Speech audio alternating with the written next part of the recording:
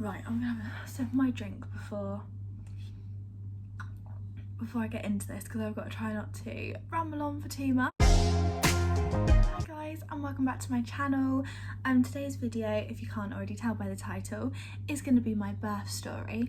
I've had a lot of requests on TikTok to go into a bit more detail about how I had Myla, because it wasn't the easiest thing, and I think I just wanted to sort of spread awareness of like different types of births and stuff, because as I lightly touched on a subject before, that she was a Forceps baby, so I feel like that is something that I would really like to discuss with everyone, just to say that you're not the only one if you have had one, and they don't tell you what it's like and they don't warn you. So anyway, I'm gonna start rambling on about that because I will get back to that later. So I've got my tablet here because I've written some notes down, because I don't want to leave anything out. I want to make sure I tell you guys the full story. So Myla was due on the 22nd of June. That was my due date that they gave me, and I actually ended up being 8 days late. So I had already scheduled in my my induction to be induced, so I wasn't really expecting to go into labour or anything. I was just coming to like grips with the terms of being induced, because obviously I was googling things and hadn't heard the best about it, because obviously it's not natural and it forces your body and all this, so it was something I was preparing for. So I went to bed on the Friday night, and yeah, I really didn't feel well, so I said to Myla's dad, I'm just going to go to bed, because he had work training, which was really important for him to go to, so I was like, you need to get a good night's sleep as well. And then I said that I will probably go to my mum's, because I didn't want to be on my own, like being like, I would have been seven days late at that stage. I was like, what happens if something happens and I can't drive myself and stuff? So he was like, I'll drop you off at your mum's, and I started getting these really bad pains, and because I hadn't had labour pains before, and I had a lot of Braxton Hicks like leading up to it, I didn't necessarily know the difference, because I didn't know how bad labour pains were. So I was just like, yeah, no, it'll be fine, drop me off at my mum's. And then off he went to go and do his work training, which luckily wasn't too far from where my mum's is, because it actually ended up getting a lot worse very quickly. So my mum, because I was throwing up and stuff, which is obviously a sign of labour, and because my mum had such quick births, she was very worried that I was literally going to have the baby in her kitchen floor. So she like took me to the hospital, which I was actually sick on the side of the motorway because I felt awful. So I was trying to get hold of Myla's dad to obviously tell him what was happening. So he literally turned up at his work training and then turned around and said, I'm really sorry, I've got to go now. So they were like, why did you come in? But I didn't know, and I didn't want him to like miss it and stuff, because I was worried. Yeah, so got into the like the birthing unit that they had in the hospital, and they told me that I was only 2 centimeters, so I was early labour. So they told me that if I wanted to, I could go home, or if I wanted to manage the pain, then I could. So I chose to manage the pain because I was in so much pain, I didn't even know what to do with myself. So they offered me loads of different treatments. So the first thing that Myla's dad helped me with is aromatherapy. So the midwife came in with like these oils and everything, so he then gave me a massage. They gave me like this big massage chair to like sit on, so that with my bump, and he's like rubbing my back and stuff, because my back was in so much pain, which made complete sense, because later on they did tell me that she was back to back, so that was why I was in so much pain with my back. So we ended up staying in that like the birthing suite for a night. So Myla's dad slept there as well, and they ended up giving me 2 pethidine injections because I was in so much pain.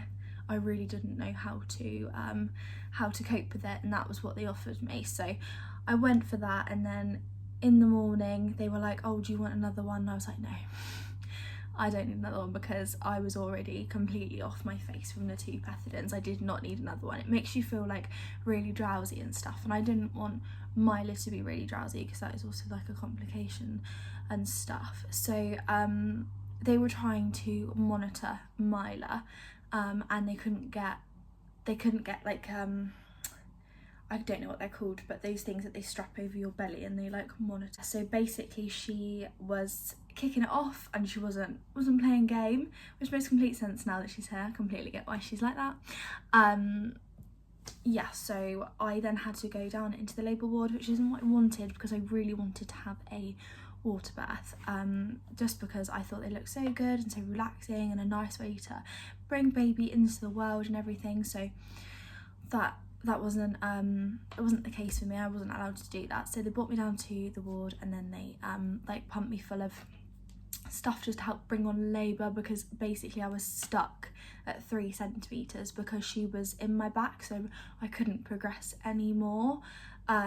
So they started like pumping me full of everything, and then the midwife was like, Esme, I really think that you should have an epidural, because at this point I couldn't even have a conversation with anyone.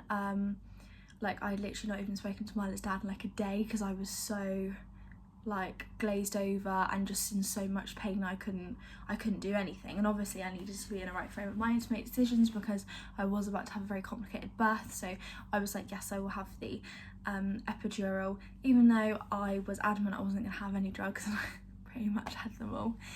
So yeah, so I had that, and then the doctor came in and broke my waters for me, and they told me that it would probably take a few hours after them like breaking my waters, like maybe 6 hours or something. But I started to get this urge to push, and I was adamant that I was 10 centimeters and ready to go. So the midwife checked and she was like, oh, okay, yeah, no, you are ready, like you're ready. If you want to push, you push.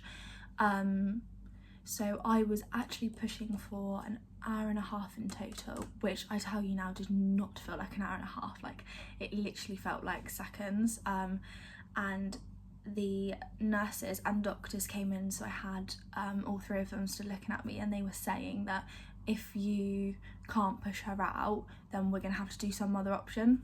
What they're trying to explain to me is that I was putting too much stress on Myla because I couldn't get her out. So they gave me 2 options, and they said that I could either use Forceps or a suction cup.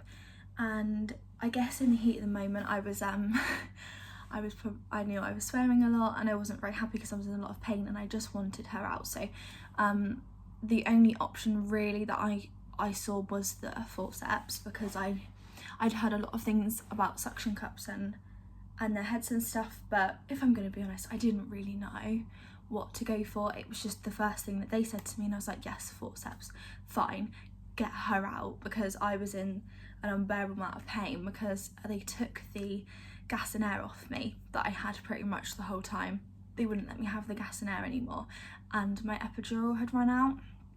So I was running on nothing because I hadn't eaten anything or really drunk much because I was in so much pain. So had to then cut me to obviously get the Forceps in, and I feel like it was very brutal. I feel like they don't warn you about like how they necessarily do it, because literally all I remember is the lady like up with her leg on the bed pulling Myla's head out, and obviously like the whole time I'm just sort of like trying to push and stuff. Myla's poor dad watching everything going on. Like I feel like it is something that is it was very traumatic and it was very hard to wrap my head around afterwards, but obviously it was completely worth it and it was the only way to get her out, because otherwise the other option that they gave me is that they push her head back up and then I go in for a C-section. So I just sort of wanted to just try and get her out of the way that I could, because her head was all the way down there. So I'd got her all the way, but she just had a bit of a larger head, so I couldn't push the head out. So that was what I got stuck at basically. Yeah, and then before I knew it, probably after maybe 5 minutes of them trying to pull and sort of manoeuvre and make sure that she was okay, and they put her on my chest, it was all over. And I tell you now, it's like no other feeling in the world of getting your child put on your chest. Like, it's the most magical moment. When they say you forget all about the pain, you honestly forget all about the pain. They were putting injections down there, they were stitching me up, and I couldn't feel a thing because I was just mesmerised by this baby that I had just come out my body. Because obviously, you know, you're pregnant when you're go to your scans and all this, but it doesn't feel real until they put this baby on your chest and you're like, oh my god, this is mine. And obviously looking at Myla's dad and stuff, and like, you're just in complete awe that this is your child that you now own forever and she's yours. So yeah, so I ended up losing quite a lot of blood to the point that they were borderline gonna do a blood transfusion on me because how traumatic my birth was. But luckily I didn't have to, but I did have to stay in a hospital for about three or four nights, just to monitor me, because obviously they also don't, I feel like they don't tell you that when you have an epidural you need a catheter fitted, because obviously you're completely numb from the waist down, so you're not going to be able to go to the toilet or anything like that. So yeah, so I was, obviously they have to stay, they can't let you go home when you're like that. So, and they just wanted to check over Myla and everything, but this is all pre-COVID, so it was absolutely fine to stay in the hospital. And then my mum and my sister came up the next day and they were the first ones to meet Myla. And then Myla's dad's grandparents came up as well. So they were like the first lot, and then yeah, all my other family came, and it was absolutely amazing. Something that I'm always going to remember. Yeah, so I hope that you've all enjoyed my birth story. If you could like and subscribe, I would absolutely love that, and I will see you in my next video. Bye.